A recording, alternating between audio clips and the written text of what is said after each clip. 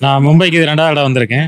ஆ ஏற்கனவே ஒரு முறை வந்தப்ப, நம்ம தமிழ்நாட்டை பூர்வீகமா கொண்ட மக்கள் இங்க எல்லாருமே மும்பையில பல்வேறு ஆண்டுகளுக்கு மேலே வந்திருந்தாலும், நம்ம தமிழ்நாட்டுல எப்படி நம்ம தெய்வங்கள வணங்குவோமோ, விழாக்கள கொண்டாடுவோமோ, அதுல எந்த மாற்றமும் இல்லாம, ஒரு மினி தமிழ்நாடா வெளியூர்ல உள்ள மக்கள் வந்து பார்க்குற மாரி, அவங்க வாழக்கூடிய பிரதேசத்த மாத்திருந்தாங்க.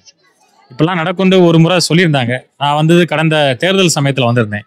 அவங்க அடுத்து ஒரு விழா நடக்கப்போது, ஒரு ஆ ஆஞ்சநேயர் ஜெயந்தி நடக்கப்போகுதுன்னு சொன்னாங்க. அத யார் ஏற்பாடு பண்றாங்கன்னு பார்த்தா, நம்ம தமிழ்நாட்ட சேர்ந்த திரு அக்னி பாண்டியன் அண்ணன்.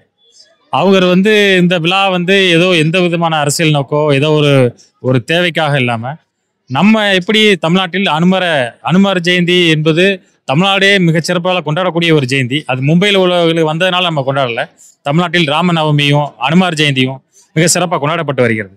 அதோட மாற்றம் வெளியூர் போனாலும் அதை மாறாம அந்த அடுத்த தலைமுறை கடத்தக்கூடிய அக்னி பாண்டியன் அவர்களுக்கு நான் என்னைக்குமே மிக்க நன்றியை சொல்வேன். எத்தனை ஊர் போனாலும் மொழியோடு சேர்த்து நம்முடைய கலாச்சாரத்தை கொண்டு போகக்கூடிய இந்த விழாக்கள் தொடர்ந்து சிறப்பாக நடைபெற வேண்டும். அதுக்கு எல்லாருமே ஒத்துழைப்பு பண்ணணும்னு கேட்டுக்கிறேன்.